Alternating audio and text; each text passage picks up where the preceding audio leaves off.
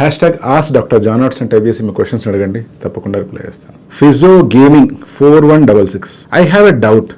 If we use minoxidil and finasteride 1 mg for years, then the wholesome effect of them on our body significantly decreases.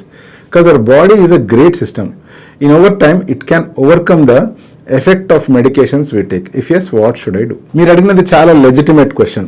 Minoxidil, finasteride వాడుతూ ఉన్నారు అంటే నేను చెప్పేది oral medications మీరు వాడుతూ ఉన్నారు. Over a period of time మన బాడీకి దానివల్ల రెసిస్టెన్స్ వచ్చేసి ప్రాపర్గా రెస్పాండ్ కావడం మానేస్తుంది కదా, అప్పుడు ఏం చేయాలి అని. మోస్ట్ ఆఫ్ ద టైమ్స్ ఇలా రెసిస్టెన్స్ అనేటువంటిది రాదు, బట్ ప్రత్యేకించి కొంతమందిలో అర్లీగా రెసిస్టెన్స్ వచ్చే ఛాన్స్ ఉంది. అలా కనుక అర్లీగా రెసిస్టెన్స్ వచ్చింది అంటే ఫినాస్టైడ్ బదులు మనం డ్యూటాస్టైడ్ ప్రిస్క్రైబ్ చేసుకోవచ్చు. ఇలా చేసిన తర్వాత కూడా కొన్ని రోజులకి రెసిస్టెన్స్ వచ్చింది అనుకోండి, అటువంటి సిచ్యువేషన్లో ఇంకా బాల్నెస్ వచ్చిందంటే మీకే కనుక డొనరియా ఉంది అంటే ప్రశాంతంగా హెయిర్ ట్రాన్స్ప్లాంటేషన్ చేయించుకోవడమే. ఇంకో పాయింట్ మీరు ఏమన్నారంటే ఇలా లైఫ్ లాంగ్ వాడుతుంటే అప్పుడు కనుక రెసిస్టెన్స్ వస్తుందేమో కదా అన్నారు. నిజానికి మనం ఎప్పుడైనా కూడా ఈ మెడికేషన్స్ లైఫ్ లాంగ్ వాడము. ఎందుకంటే సపోజ్ ఒక 35 years ఏజ్ ఉన్న వ్యక్తికి బాల్నెస్ వచ్చింది అనుకుందాం, లేదా అర్లీ స్టేజెస్ ఆఫ్ బాల్నెస్ వచ్చింది అనుకుందాం.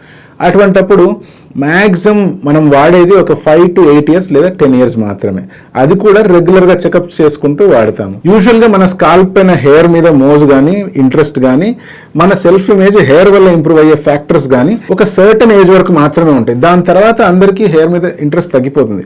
దాని తర్వాత మీరు కూడా రెగ్యులర్గా వాడాల్సిన అవసరం కూడా లేదు. బట్ మీకే కనుక ఎటువంటి సైడ్ ఎఫెక్ట్స్ ఏమీ రావట్లేదు, మీరు చాలా కంఫర్టబుల్ ఫీల్ అవుతున్నారు అండ్ కన్సిస్టెంట్గా మీకు రిజల్ట్స్ వస్తున్నాయి అనుకోండి, ప్రశాంతంగా వాడుకుంటూ ఉండండి. మీకు ఎంతవరకు జుట్టు కావాలో అంతవరకు వాడుతుండండి, బట్ మీ డాక్టర్తో రెగ్యులర్గా చెకప్లు మాత్రం ఉండండి.